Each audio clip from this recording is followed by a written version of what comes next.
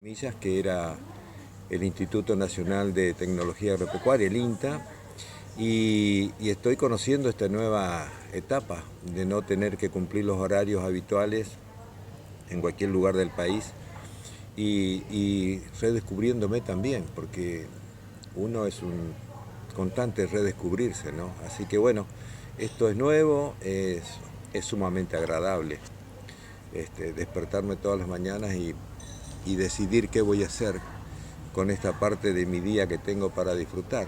Así que bueno, es una cosa linda y es lindo charlar con amigos, como en este caso la grata sorpresa de venir a este lugar que conozco bien, a poder charlar un rato con amigos como vos, Darío. Bien, encontré, buscando un poquito sobre su actualidad, una, un indicio que da usted y dice, pregunté a mis pies. ¿Cuáles son su respuesta, las respuestas que tiene? Pregunté a mis pies. Eso es lo que hago cada mañana, ¿no? Eh, en esta nueva etapa, una de mis grandes pasiones siempre fue andar en moto y era una de las cosas postergadas por mucho tiempo, por razones de trabajo, por mil razones. Y bueno, esta grandeza de poder disfrutar en este momento de mi vida, a los 66 años, de una moto y poder viajar por cualquier lugar del país, sin horarios, sin tiempos, pudiéndome detener a cada momento donde quiero, sacar una foto como me gusta, filmar, averiguar algo de los lugares históricos. Entonces, una de las cosas que yo me digo y me dije en algún momento, me hice una pregunta porque claro, lógicamente, cada paso que uno va a dar, eh, el cerebro ordena y los pies responden. Sí, Entonces yo me di cuenta en algún momento que estaban haciendo mis pies. Mis pies calzados con botas habitualmente para poder viajar por las rutas. Y entonces me hice esa pregunta, ¿no? Le pregunté a mis pies dónde van y ellos, claro, lógicamente me respondieron que van conmigo por la vida. Y, y me reía porque lógicamente hacía un paralelismo con las cosas que pasan, ¿no? Hay el famoso yo y el super yo, donde uno trata de ser superior al otro y muchas veces está compitiendo y uno no se da cuenta. Entonces mis pies casi hacen lo mismo cuando me dan su respuesta, ¿no? El derecho rápidamente acciona cuando yo pienso que voy a dar el primer paso para dirigirme a cualquier lugar, pero el izquierdo inmediatamente acciona y no se queda atrás. Y me di cuenta de una cosa grandiosa, a través de los pies, de cómo el cerebro determina las acciones cotidianas en nuestras vidas. Nosotros pensamos que lo hacemos a través del corazón, a los sentimientos y a todo lo demás, pero en realidad es el cerebro el que ordena, el que te ordena los sentimientos y los pasa por el corazón y le da el resto de órdenes a todos los órganos que tenemos en el cuerpo y también a los miembros, ¿no? Entonces rápidamente mis pies responden lo que mi cerebro piensa y allá vamos juntos. Y, y eso es interesante, ¿no? Porque después de esas preguntas uno avanza y sigue a lo largo de ese día y está esperando el próximo. ¿qué cosas ama usted además de la luna? Otra cosa que encontré. ¿Y por qué la luna? La luna tiene un misterio muy grande, siempre tuvo una atracción muy grande la luna para mí. La luna en varios idiomas, yo fui un privilegiado porque estudié gran parte de mi vida en Misiones, me mezclé con los brasileños, paraguayos, por supuesto misioneros, y, y aprendí bastante del idioma guaraní, cosa que me fascinó eternamente. Entonces, todo el mundo le cantaba a Yas, la luna, La en luna. guaraní. Y, y tenía esa cosa especial, ¿no? Del romanticismo y el amor y la entrega que te da en los momentos de soledad cuando uno mira ese disco blanco, ese que le dedicaron tantas horas los poetas para poder en versos describir lo que se siente con la luna. Lo hacen los músicos, lo hacemos las personas cotidianas y para mí tiene una atracción especial. Aratá le dicen los chanás en su idioma a la luna. y todo el mundo la nombra y todo el mundo tiene una cosa seguramente especial con la luna. Yo aconsejo que en los momentos más críticos, en los momentos más lindos, detenerse 5 minutos a mirar la luna, ¿no? ¿Cómo reflexionaría usted o cómo reflexiona hoy acerca del folclore y del mate? Para mí son dos cosas que van absolutamente de la mano. Yo nací en el medio rural a casi 70 kilómetros de La Paz, en el distrito Yeso Oeste. Allí tenía mi casa mi padre, allí crecieron mis hermanos mayores y yo me vine a los 5 años y medio, pero estuve volviendo todo el tiempo a vacacionar en el Yeso. Así que me crié entre los paisanos y me crié sin saber que eso era folclore. Me crié mamando, entre comillas, como dicen algunos, la música folclórica nuestra y sobre todo el chamamé. Yo me siento identificado con el chamamé, al igual que mi amigo Héctor Rabelledro y otros grandes amigos poetas y músicos de este La Paz mío, de este norte entrerriano. Me siento identificado con el chamamé, me gusta mucho la chamarrita, amo a Linares Cardoso, pero me siento más identificado con el chamamé porque creo que es la música que yo mamé desde siempre, es la música que conocí. Incursioné en el folclore, está actual mi grupo folclórico que se llama Las Voces del Salto, misioneros ellos, misionero yo en ese momento en la Tierra Colorada. Allá por la década del 70, 71 me alejé del grupo para seguir estudiando, pero siguen vigentes Las Voces del Salto, así que conozco el folclore de toda mi región. Es una cosa que nos une, el hombre y el paisaje son una sola cosa. El hombre, el paisaje, los sentimientos, su música, abrazados por esta gran masa de agua de este lado del Paraná o la del Uruguay, en esta Mesopotamia bendita, somos una misma cosa, ¿no? ¿Qué recomendaciones o sugerencias tiene usted para mejorar o para sostener un buen estilo y una ética periodística luego de toda su trayectoria y de todo lo que eso implica, ¿no? Y considerando también estas últimas 2 décadas de un periodismo reformateado, pero grandes críticas? Fundamental. Nombraste la palabra clave. El periodismo tiene que ser, ante todo, ética y moralmente una profesión que uno ejerza con orgullo. Es una profesión de entrega al periodismo y por lo tanto la ética y la moral a la hora de decidir contenidos es fundamental. Son épocas difíciles, siempre fueron épocas difíciles económicamente hablando. Es difícil ser un periodista que esté trabajando solo y libre de la contaminación de empresas y todo lo demás. Pero dentro de todo hay que hacer la búsqueda permanente de estar lo más libre posible a la hora de tomar decisiones. Una consigna que nosotros hemos llevado adelante, y mi hija junto conmigo también, en nuestra empresa, en nuestros medios de comunicación, en nuestros programas, tratar de no tener publicidad oficial, por ejemplo. Al no tener publicidad oficial, nosotros de alguna manera estamos achicando la brecha de lo que sería un periodismo cautivo.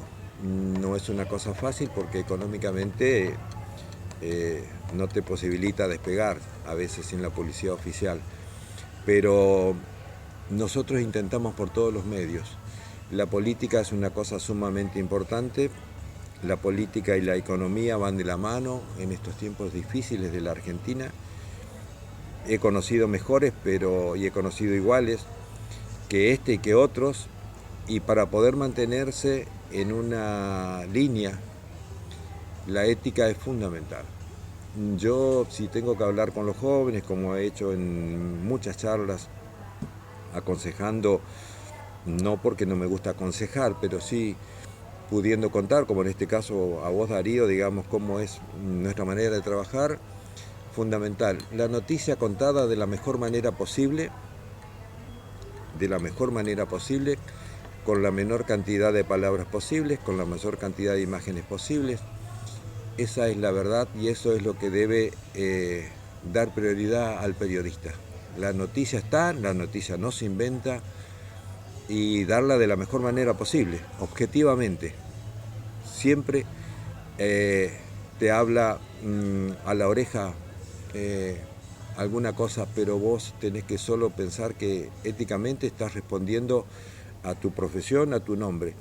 Y te recuerdo algo, Darío, en periodismo no es igual que en otras profesiones, lo único que nosotros tenemos es nuestro nombre y nuestro apellido. Para que uno pueda trascender en el tiempo y de alguna manera destacarse en este medio y poder permanecer, solo es tu nombre y tu apellido. Yo soy Aldo Puig, así me hice periodísticamente y así estoy charlando hoy con vos.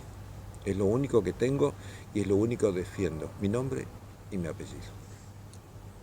Usted produjo un gran legado periodístico, trayectoria, tiene reconocimientos, una hija periodista, P&P o PIP, y El Legado, su tercera publicación en formato libro, en el soporte libro. ¿Cómo es todo eso y qué significación le otorga a usted? Primero me siento muy orgulloso. Tengo mi hija periodista, es mejor periodista que yo. Eh, Trabajamos juntos desde el 2005.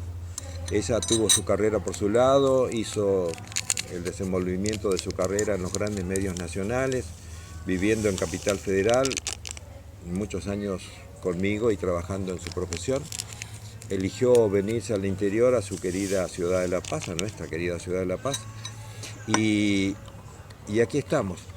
En un momento crítico de nuestra vida, yo estaba decidiendo volverme de Buenos Aires y creamos la empresita PIP, Comunicación y Eventos. Y ahí estamos. Eh, no es difícil tener una empresa de comunicación, no es difícil, pero no es fácil. En una Argentina convulsionada como la nuestra, la permanencia en un medio. Nosotros lo que fuimos haciendo con el tiempo es, en base a la pregunta que te respondí anteriormente, Sí. ética, moralmente tratando de mantener saludable todo eso, no aflojar en los momentos de crisis, porque esto siempre pasan. Y entonces vamos para adelante.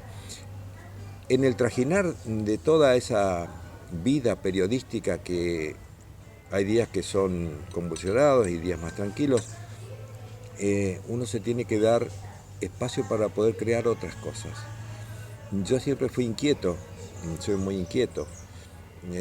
Nunca pude quedarme en una sola cosa y siempre estuve buscando otra cosa para ayornarle a mi profesión. Yo soy agrónomo nacional, trabajé en el INTA, trabajé en el área de educación en la provincia, trabajé en varios lugares, pero siempre estuve buscando otra cosa para ayornarle a mi profesión. Soy guía de turismo de la provincia, de los primeros guías de turismo que existieron en la provincia. Tengo el carnet número 038, porque quería saber mucho más de historia, de geografía, quería saber mucho más qué significaba esta querida provincia de Entre Ríos y qué había para mostrar. Y así fui anexando una cantidad de cosas. Un día me di cuenta que tenía que empezar a contar cosas y tenía que darle también, como lo hacía con los micrófonos de la radio, de la televisión, o cuando escribía, voz a las personas que por ahí no tenían la particularidad de poder expresarse en los medios de comunicación.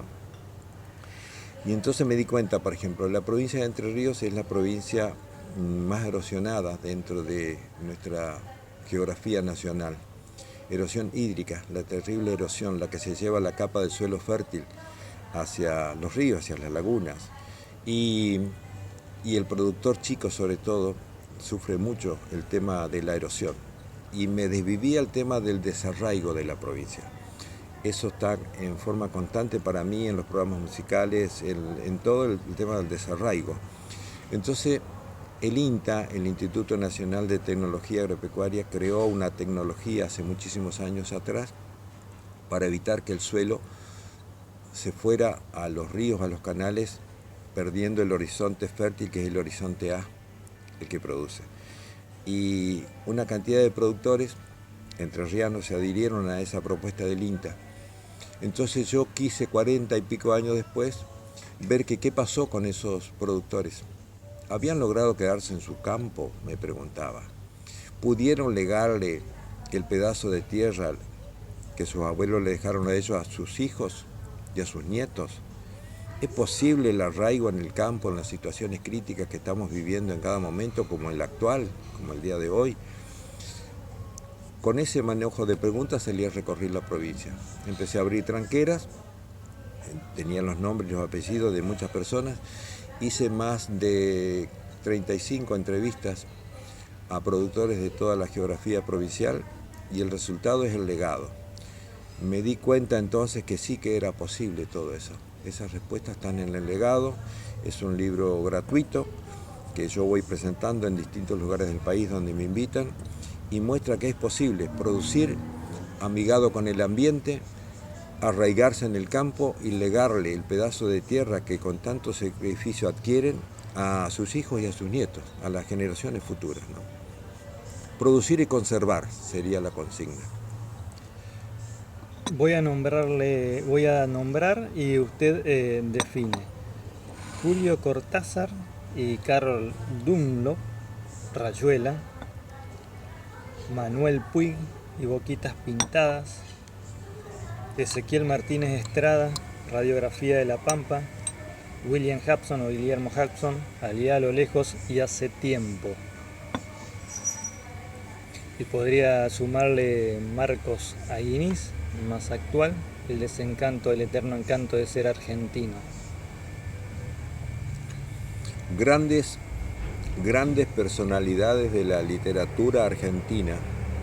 La literatura argentina es una de las grandes riquezas que tenemos los argentinos, a veces no bien valorados, como en el caso de mi tocayo Manuel Puig, ¿no? Que no fue bien valorado en su tiempo y solo después de su muerte se terminó valorando su obra, La araña, Boquita Pintada, una radiografía de lo que pasaba en su pueblo. Yo amo la literatura, amé siempre la literatura, tengo una pasión especial por Julio Cortázar. Me pareció un hombre increíble de una inteligencia superior, que le costó mucho poder adaptarse a su tiempo y también valorizado después de su muerte. Hudson y su primera visión de lo que era la Argentina antigua nos ayudó a conocer cómo eran los tiempos de antes, y yo que amo la historia, también me sirvió muchísimo. Carol Dunlop, la última compañera, ¿no?, de Julio Cortázar.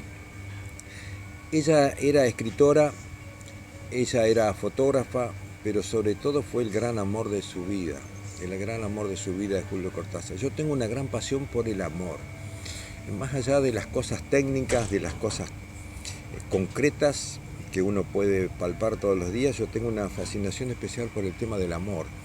¿Qué pasa con el amor? ¿Qué pasa con las personas que se enamoran? ¿Qué se sienten? Entonces, empecé a escribir hace muchísimo tiempo una serie de cuentos y notas donde hablo del amor de las personas que yo conozco, que la gente conoce, que han tenido una gran cosa con esto del amor, ¿no? Más allá de los encantos y desencantos que el amor produce o puede producir, ¿qué les produjo a ese tipo de personas enamorarse en algún momento de su vida? Y es por eso entonces que hice una serie que se llama Esto es Amor. Y ahí entonces yo investigo un poco históricamente en el amor de la gente, esa cosa cuando uno se encuentra con el otro, que se produce, esa gran chispa. Y una de las grandes pasiones, Cortázar, Dunlop, lógicamente porque fue el amor de su vida.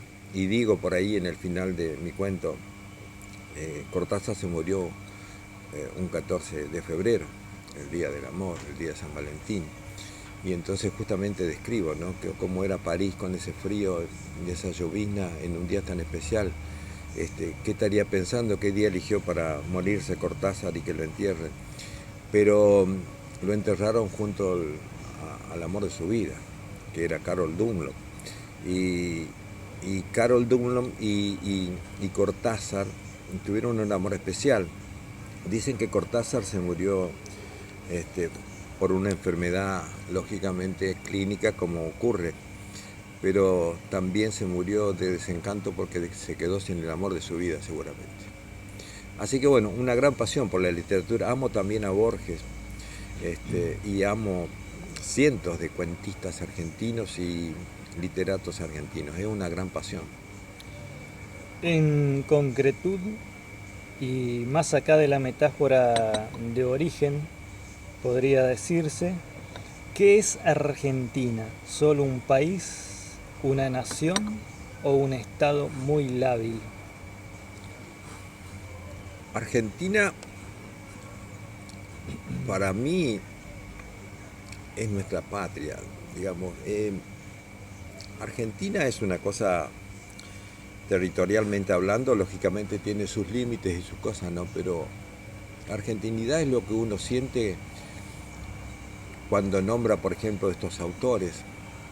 Argentinidad es lo que uno siente y se siente argentino cuando nombra gente del folclore, gente que creó música, gente chamamecera, gente como Linares Cardoso.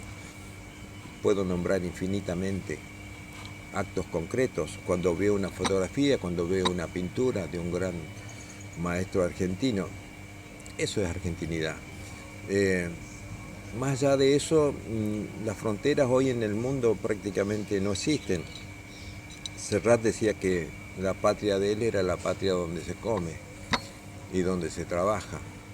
Felizmente para nosotros, la patria donde comemos, trabajamos y amamos es esta nuestra patria querida. Tenemos un sueño con mi mujer, para poder hacerla más corta el tema. Tenemos el sueño, ya viejos y jubilados como estamos, vamos a comprar una combi y no nos vamos a ir a Europa como se han ido nuestros hijos, como están viniendo nuestros hijos en este momento de Europa. Vamos en una combi a recorrer el país, minuciosamente. Parte conoce ella, parte yo mucho más.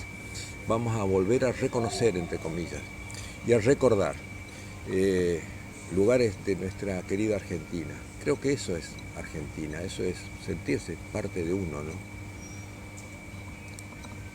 ¿Cuánto tiempo lleva usted viviendo afuera de La Paz, su tierra más pequeña, al fin y al cabo tierra de origen? ¿Y cómo es su óptica hoy sobre esta ciudad?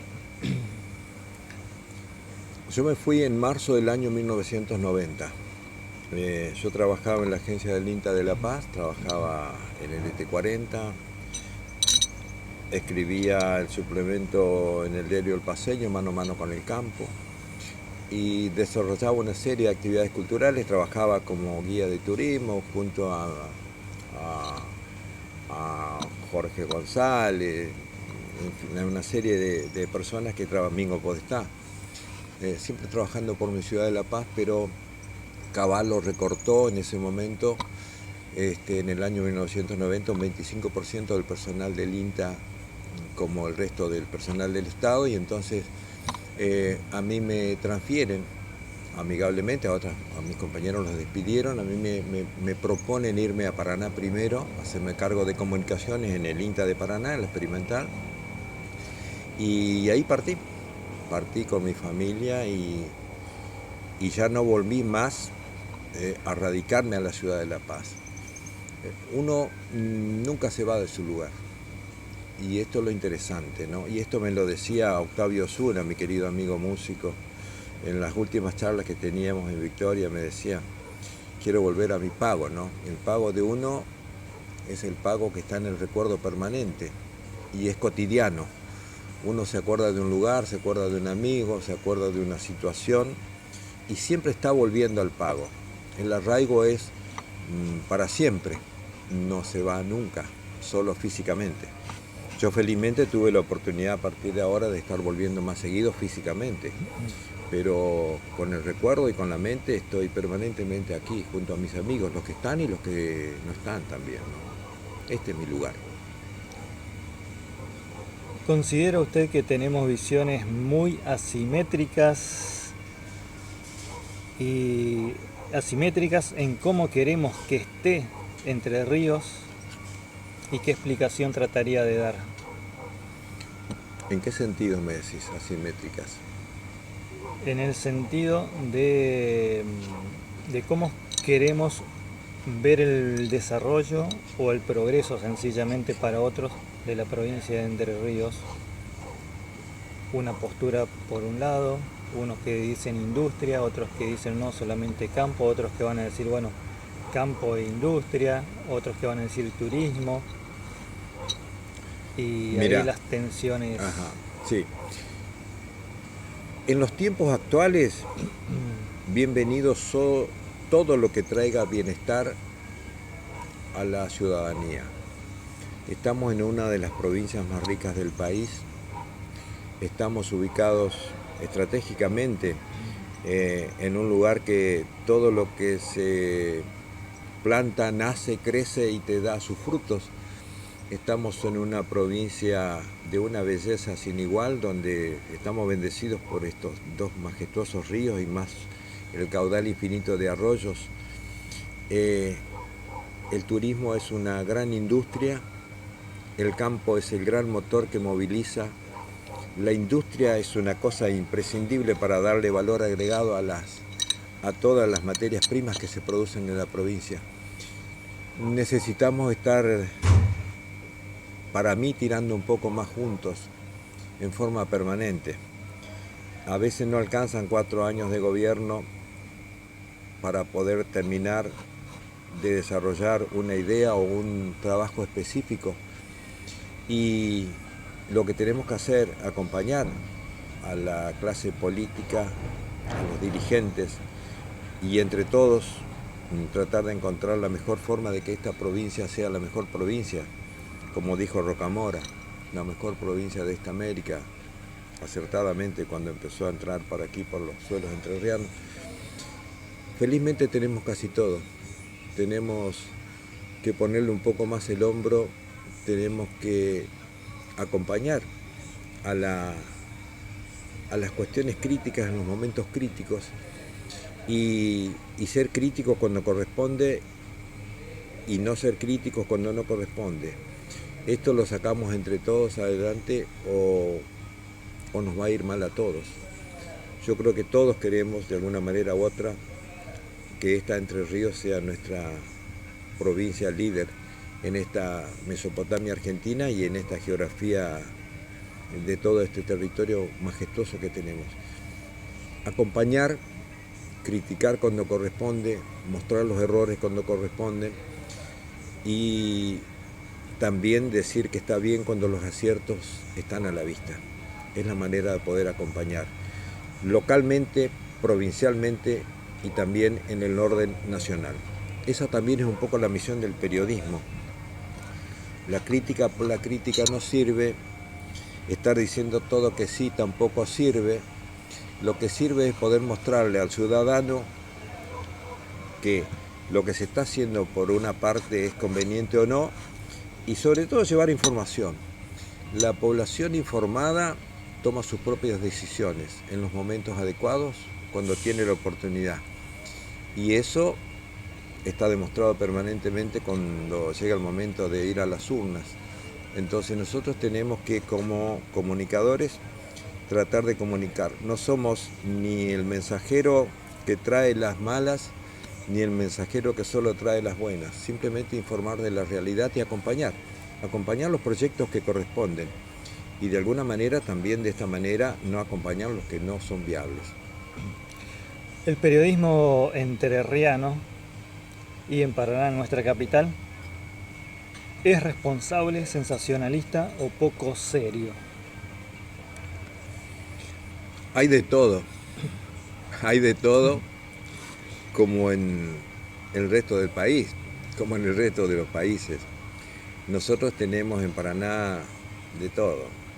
Y está el sensacionalista por un lado, como siempre, está el que hace proselitismo a través de un micrófono, a través de un medio de comunicación, cualquiera sea, ya sea escrito, televisivo o radial.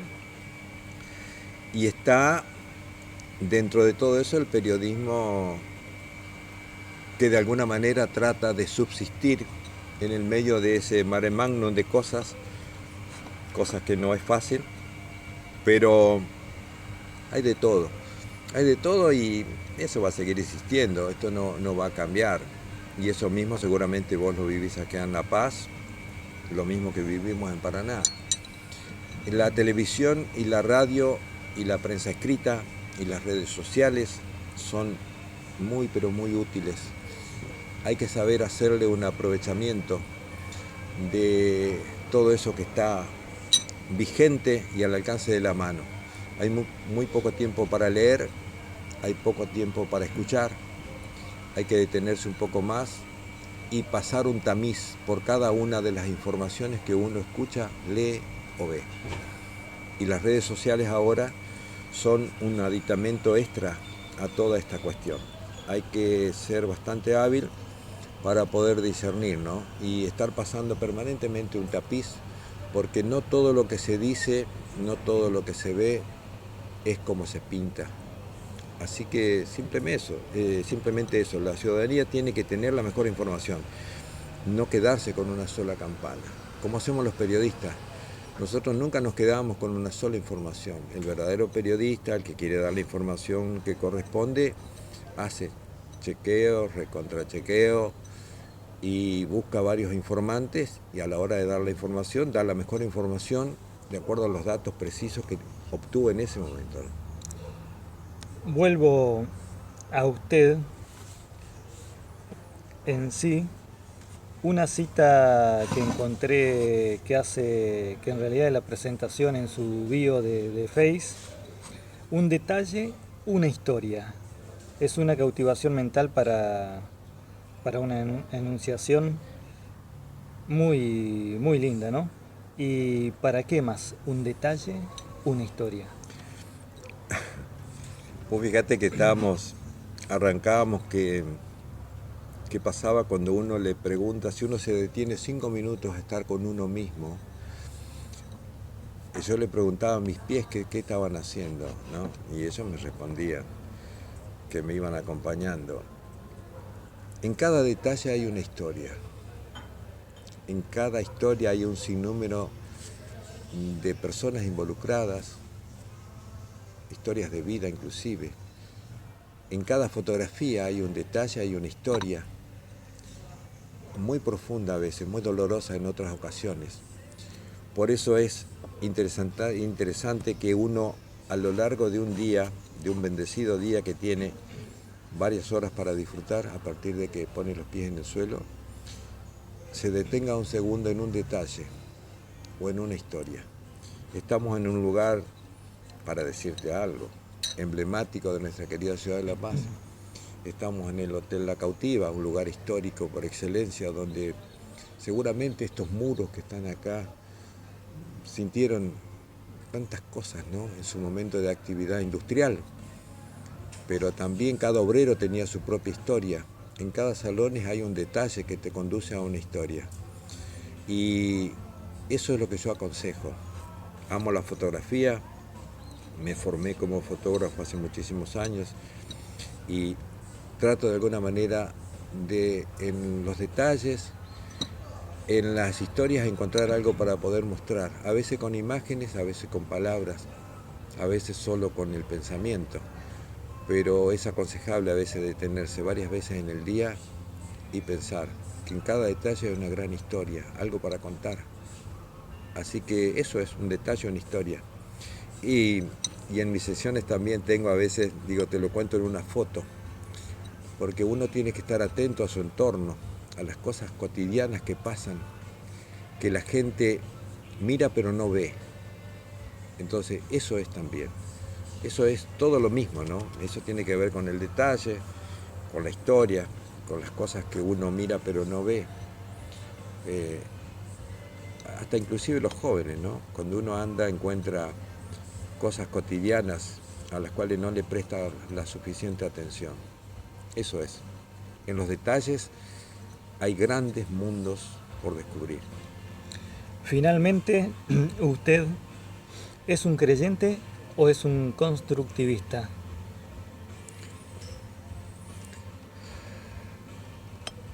Yo no soy creyente hablando de actos religiosos, no soy enrolado en ninguna de las religiones que existen sobre la faz de la tierra. No soy ateo. Tengo mis creencias propias y tengo mis mundos propios. En los momentos de zozobra a veces el ser humano se siente con la terrible levedad del ser famosa y uno se aferra a cosas a veces intangibles, ¿no? En este mundo que parece tan tangible, lo intangible está presente en forma permanente en nuestras vidas y uno se aferra a veces en los momentos determinados de su vida, en un día determinado de su historia, algunas cosas en las que puede llegar a creer o no. Pienso que es un universo infinito y lindo para disfrutar día a día, con el sol que amanece y nos va dando pauta de cómo va a seguir el día. Y soy el hombre que cree que a medida que avanza el día, los melones se acomodan en el carro y nada es imposible. Así que por ese lado soy existencialista y creyente de que todo puede mejorar. Un porcentaje grande está en nuestras ganas y, como dije hoy, en nuestra mente. Muy bien, así terminamos esta entrevista con el señor Aldo Puig, escritor, periodista, un trabajador del INTA de toda la vida, fotógrafo, guía de turismo, bueno, y una trayectoria formidable con un reconocimiento también extraordinario en el año 2015, el señor Aldo Puig, y le agradecemos muchísimo su tiempo y haberse brindado para Mediodía en la Mesa, para mí, Darío Sebastián Benítez Colman, y desde aquí, desde el Café Mi Paz, Hotel La Cautiva de Ramírez, cerramos esta entrevista del ciclo de entrevistas a periodistas y comunicadores locales. Darío, fue un enorme placer charlar con vos. Entrevistarse significa verse la cara uno con otro, estar mano a mano, cara a cara, las miradas, los gestos, ¿no? Y hoy comenzaba preguntándome qué pasaba con la luna. Adoro la luna, pero también adoro el sol. Y te voy a decir muchas gracias. En el idioma último que adquirí, que tenía una pasión por poder hacer lo que es el saná, Ipir, Oble, Oko, Uk y Oí. Eso significa Ipir, gracias, Oble, buen tiempo de sol, para decir buen día. Muchísimas gracias. Y también mi saludo especial para su hija Vero Puig, que ella fue el nexo con esto, y que si usted se sorprendió, yo también, a mí me sorprendió y dije, sí, estoy cometiendo un olvido acá fenomenal, así que enseguida hicimos el contacto y bueno, esto en realidad, el origen de esto es Vero Puig, su hija maravillosa y extraordinaria. A todos mis amigos y a vos particularmente, muchas gracias por permitirme llegar. Acá está mi mente y mi corazón y aquí están todos mis afectos, ¿no? Gracias, Darío. Muchísimas gracias.